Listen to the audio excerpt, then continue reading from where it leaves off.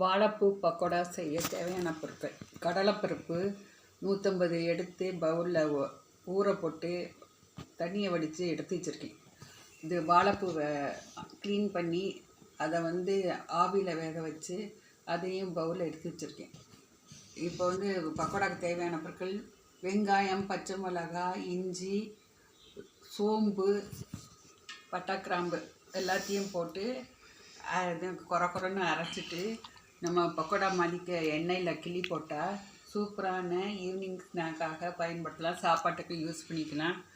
இந்த பக்கோடா சூப்பரான ஹெல்த்தியான வாழைப்பூ பக்கோடா செஞ்சு பார்த்து ஷேர் பண்ணி எங்கள் சேனல்.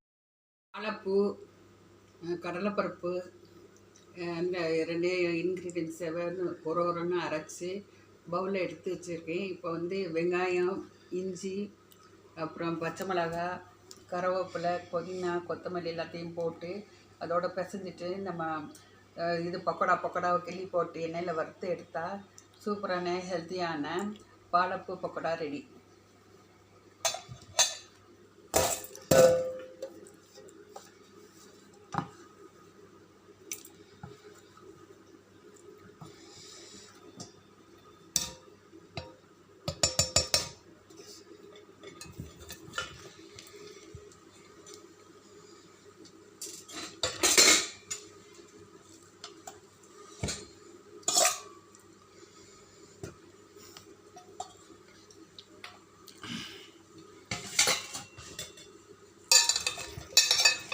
மாவு 1/2 ஸ்பூன் கார்ன்ஃப்ளவர் மாவு கிரிப்ஸியாக இருக்கும். வாழைப்பூ கொஞ்சம் நீர் பசை கொண்டது, அதனால் நம்ம கொஞ்சம் கார்ன்ஃப்ளவர் மாவும் அரிசி மாவும் கலந்துட்டு பக்கோடாவாக கிள்ளி போடணும். தேவையான எண்ணெய் போட்டுட்டு